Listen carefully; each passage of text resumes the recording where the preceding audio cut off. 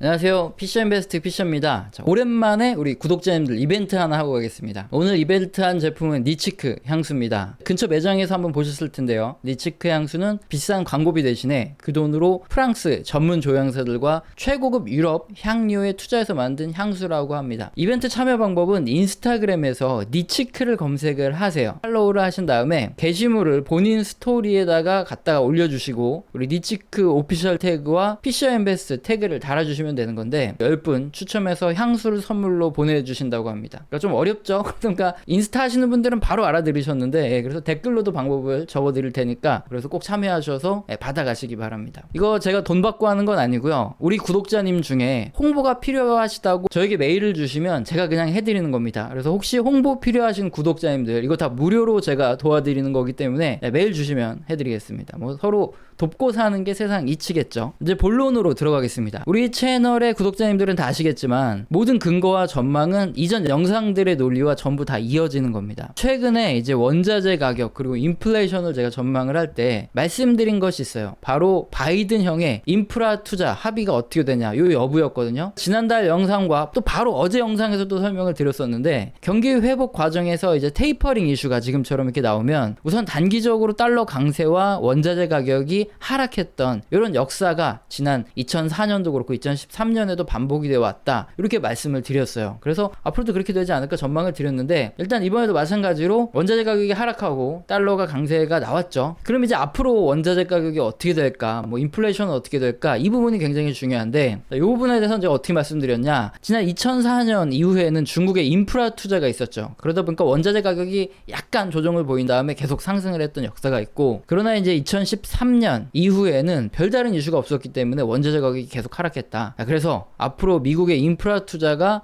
어떻게 합의가 나느냐에 따라서 이걸 지켜보고 결정을 하자 했는데 전날 밤이죠.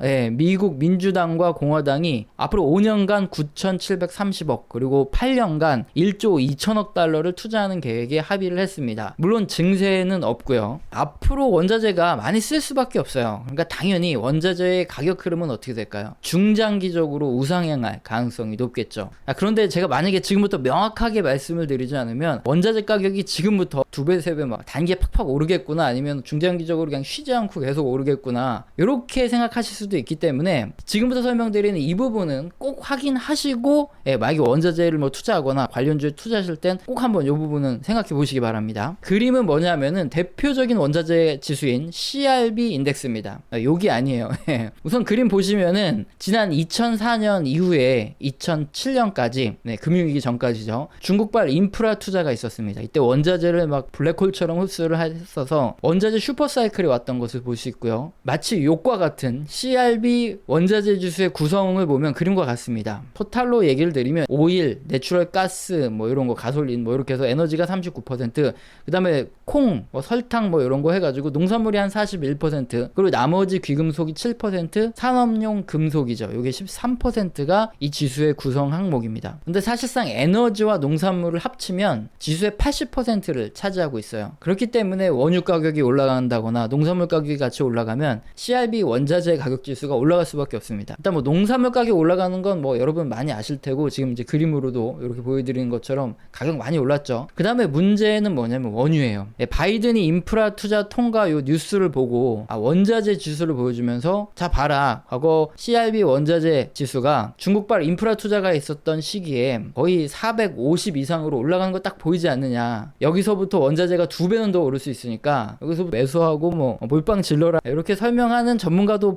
받고 그렇게 생각하시는 분들도 많을 거예요. 그런데 잘 살펴보시면 CRB 원자재 가격 지수가 450까지 올라갔던 지난 2004년부터 2007년 금융위기 전까지 상승 구간에서는 미국의 셰일 오일이 개발되지 않았던 시기입니다. 그러니까 공급에 대한 이슈가 굉장히 좀 부족했고 또 지금처럼 친환경 에너지에 대한 요구가 크지도 않았어요. 무슨 소리냐면은 당시에 친환경 에너지에 대한 개발이 없었던 건 아니에요. 뭐 태양광이라든가 가격이라든가 풍력 이런 것들이 이슈가 됐었는데, 이유가 뭐냐면 유가가 너무 비싸가지고 어쩔 수 없이 대체 투자 상품으로 태양광이라든가 옥수수 뭐 이렇게 친환경 에너지가 각광을 받았던 이런 거고, 반면 지금은 어떻습니까? 바이든 정부의 연설도 그렇고 미 연준의 연설 이런 거 찾아보시면 모두 다 하는 이야기가 기후 변화가 핵심이에요. 그러니까 석유나 석탄을 대체할 친환경 에너지 이런 것들을 많이 마련하자, 이게 지금 지난 2008년 금융위기 이전과 완전히 다른 점이라는 거죠. 그러다 보니까 그림의 유가가 배럴당 140까지 올라갈 수 있을까 이렇게 의구심을 표시하는 전문가라든가 사람들이 많다는 거죠. 그리고 또 지금 뉴스처럼 이란 핵 협상이 조금 더 진전되면 이란에서 원유 공급이 굉장히 많이 풀리거든요. 그럼 유가가 급락할 것이라는 전망도 슬슬 나오고 있습니다. 물론 최근 이란의 강경파인 라이시가 당선이 됐죠. 근데 얘도 이제 공약 과정을 보시면 핵 협상에 대한 요걸 자기 해결하겠다 이런 공약을 계속 내세워 왔기 때문에 완전히 부정적인 예상만 하진 않죠. 따라서 CRB 자꾸 욕하는 것 같아서 좀 이상한데, 원자재 가격 지수가 2배 정도 올라가려면 마찬가지로 원유 가격도 배럴당 한 140달러 정도는 찍어줘야, 그래야지만 이제 원자재 가격이 2배 이상 올라가는 그런 상황이 펼쳐질 텐데, 누가 봐도 좀 쉽지 않다는 거죠. 미국의 인프라 투자 계획이 일단 합의는 했다 그러고 의회를 통과될지 안 될지 몰라도 통과가 되더라도 모든 원자재 가격이 올라간다, 뭐 지수 전체에 투자한다, 요거는 좀 맞지 않는 생각 같고, 인프라 투자에 많이 사용되는 그런 품목별로 좀 자세하게 봐야 된다, 이게 첫 번째 내용인데, 그러면은 인프라에 많이 사용되는 품목이라고 바로 올라갈까요? 그림은 LME 인덱스입니다.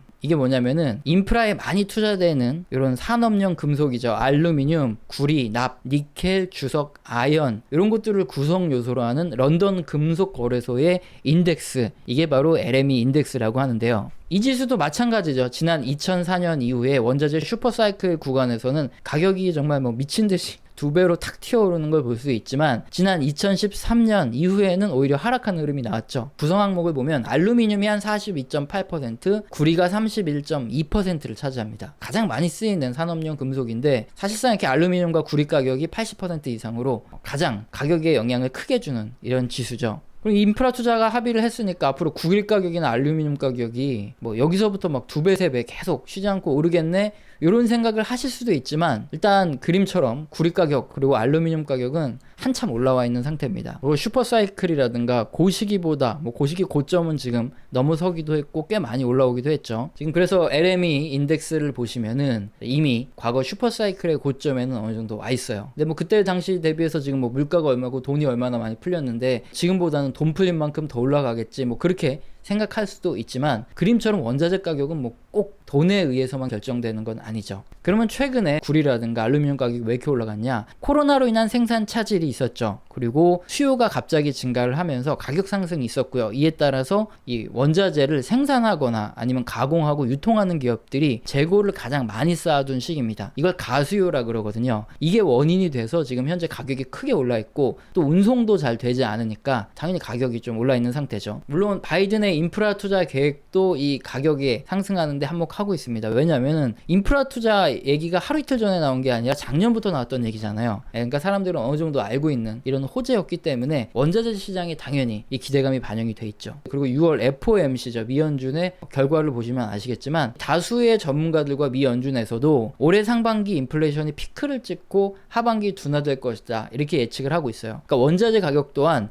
상반기가 피크를 찍고 하반기에는 좀 다소 하락할 것이다, 이렇게 전망하는 의견이 현재 전문가들 그리고 연준의 의견도 그렇다는 거죠. 그럼 인프라 투자가 합의되었다고 인프라 투자 관련 업체들이 지금부터 그냥 가격 상관 안 하고 뭐 2배, 3배 올라도 상관없이 원자재를 무제한 매입을 할까요? 아니면은 지금 다수의 전망대로 원자재 가격이 하반기에는 좀 안정화된다고 하니까 서서히 좀 기다렸다가 천천히 매수해볼까, 이런 생각을 할까요? 뭐 업체들 일까지는, 그것도 미국 업체들 일까지는 제가 모르죠. 하지만 그러니까 어느 정도 좀 가격이 좀 더 누그러질 때까지 수요가 그렇게 빨리 급증하지는 않을 가능성이 있다는 거죠. 여기까지 보시고 나면 이제 명확한 결론을 드려도 확실히 이해가 되실 겁니다. 미국의 인프라 투자 정책이 일단 합의를 했어요. 그 다음에 의회를 통과를 해야 되는데, 확실히 의회를 통과할지 안 할지는 아직은 모르죠. 하지만 통과를 할 경우에는 원자재 가격은 중장기적으로 우상향하는 것은 맞다, 이겁니다. 그러나 중장기적으로 우상향한다, 이 말은 지금 원자재 가격이 가격이 굉장히 고평가일 수도 있어요. 그래서 한번 눌리고 바닥을 잡은 후 다시 중장기적으로 뭐 눌리고 올라가고 반복하면서 상승할 가능성이 충분하다 이 뜻이지, 지금 여기서부터 뭐 2배, 3배 막 간다. 물론 그럴 가능성도 있지만 현재 전문가 다수들의 의견을 봤을 때는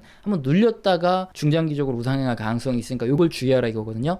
이 그림을 보면 이해가 가장 빠르실 거예요. 그림은 태양광 관련 미국 ETF입니다. 올해 2021년 초에 그린 뉴딜로 2조를 투자한다 이런 공약이 나오고 발표가 됐죠. 네, 그러면서 유튜브, 뭐 TV, 신문 등에서 바이든 관련주에서 태양광, 풍력 등 재생에너지 관련 투자 및 ETF에 대해서 뭐 떠들고 난리가 났었습니다. 상식적으로 봐도 당연히 2조 달러가 투자가 되면 뭐 정책적으로 그린 뉴딜 관련주, 뭐 친환경 에너지는 중장기적으로 우상향하겠다 이런 거는 뭐 누구나 알 수 있어요. 하지만 그 시점은 항상 문제라는 거죠. 차트 보시면은 올 초에 딱 고점을 찍고 친환경 에너지 관련 ETF들은 다 30% 이상 하락해 있습니다. 단기의 기대감이 너무 크게 반영이 되었다는 거죠. 그래서 관련주들의 주가가 너무 올라서 한번 눌렸다가 중장기적으로 우상향을 할 수도 있다 이겁니다. 자, 그렇게 되면은 올해 초에 태양광에 물려 있거나 그때 투자를 하셨던 분들은 지금까지 굉장히 고통스럽다는 거죠. 물론 태양광 관련해서 뭐 그린 뉴딜 정책이 지원을 받는 이런 산업들은 중장기적으로 정부의 투자가 지속되면서 우상향 가능성이 충분히 있습니다. 그러면은 원자재 가격이 이렇게 태양광처럼 폭락한다 전망을 하는 게 아니라 이렇게 될 가능성이 지금 다수 전문가들의 의견을 봤을 때 좀 있어요. 그렇기 때문에 무턱대고 이번에 바이든의 인프라 투자가 합의되었으니까 야, 원자재 가격이 오를 거야 하고 지금부터 막 몰빵해야 되냐, 뭐 대출 껴서 사야 되냐 이렇게 생각하지 마시라는 거예요. 하반기에는 인플레이션이 좀 둔화된다, 이게 다수 전문가들의 의견이니까 뭐 잠깐 눌린 다음에 이제 중장기적으로는 원자재 가격 상승하고 인플레이션도 계속되고 그렇게 되는 시나리오를 지금 봐야 되겠죠. 일단은 합의가 됐는데 이게 의회를 잘 통과하는지 좀 지켜봐야 될 것 같습니다. 그래서 우리 투자는 어떻게 하냐, 주식 뭐 사야 되며 어떻게 해야 되는지, 요거는 이전 영상들 계속 보시면은 단기, 중기, 장기 이미 다 설명드렸고 뭐 이렇게 손바닥 뒤집듯이 바뀌지 않아요. 지금 이 합의 나온 것도 뭐 거의 예상한 대로 그대로 흘러가고 있으니까 이전 영상들 보시면 되고, 한 번에 모든 걸 다 말씀드릴 수 없으니까 이렇게 천천히 말씀드린다 이렇게 이해하시면 될 것 같습니다. 오늘 영상도 마음에 드셨다면 구독과 좋아요는 꼭 눌러주시고요. 지속적으로 시청 부탁드립니다. 감사합니다.